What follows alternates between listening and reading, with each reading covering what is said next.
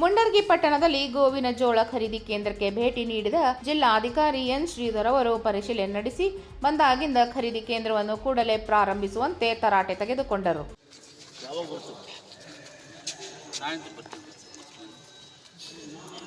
ಕನಿಷ್ಠ 2 ರಿಂದ 3 ಕೈ ಮಾಡಬೇಕು. ಯಾಕಂತ ಹೇಳಿದ್ರೆ ಹೀಗೆ ಮಾಡ್ತಾ ಹೋದ್ರೆ ಈ ವರ್ಷ ಎಲ್ಲ ಮಾಡ್ತೀವಿ ನಾವು.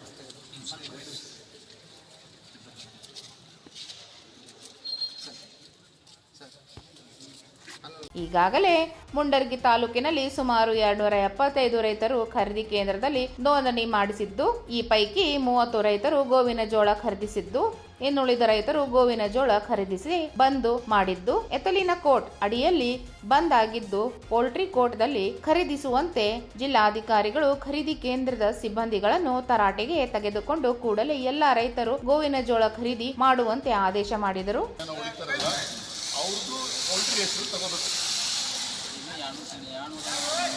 500 ಜನ ಆಗಲಿ ಕಣ, ನಿಮ್ಗೆ ಯಾಕೆ ಅದು 238 ಹೇಳಿದೆ. 230 ಜನ ಇದ್ರಲ್ವಾ, ಇದಾದ್ಮೇಲೆ ಇನ್ನು 40 ಜನ ಪೋಲ್ಟ್ರಿ ಅಲ್ವಾ.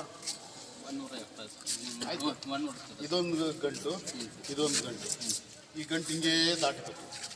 ಈಗ ಇಲ್ಲಿಂದ ಇಲ್ಲಿವರೆಗೂ ಬಂದು ಮುಗ್ದೋಯ್ತು. ಇನ್ನು ಇಷ್ಟು ಎಥನಾಲ್ ಅವ್ರು ಉಳ್ಕೊಂಡ್ರು. ಇದರಿಂದ ಆಚೆಗೆ ಇಷ್ಟು ಜನ ಪೋಲ್ಟ್ರಿ ಅವರು, ಇಷ್ಟು ಜನ ಏನು ಎಥನಾಲ್ ಉಳ್ಕೊಂಡ್ರೆ ಅವ್ರದ್ದು ಪೋಲ್ಟ್ರಿಗೆ ತಗೋಬೇಕು. ಅದರಿಂದ ತಿರ್ಗಾ ಸರ್ದಿ ಹಂಗೆ ಹೋಗ್ಬೇಕು. ಅರ್ಥ ಆಯ್ತಾ? ಅರ್ಥ. ಈ ಸಂದರ್ಭದಲ್ಲಿ ಕರ್ನಾಟಕ ರೈತ ಸಂಘದ ರಾಜ್ಯ ಕಾರ್ಯದರ್ಶಿ ಶಿವಾನಂದ್ ಇಟಗಿ, ತಹಶೀಲ್ದಾರ್ ಯರಿಸ್ವಾಮಿ PS ಸೇರಿದಂತೆ ರೈತರು ಉಪಸ್ಥಿತರಿದ್ದರು. ಉಡ್ಚಪ್ಪ ತಿಗರಿ, 9 ಲೈವ್ ನ್ಯೂಸ್, ಗದಗ.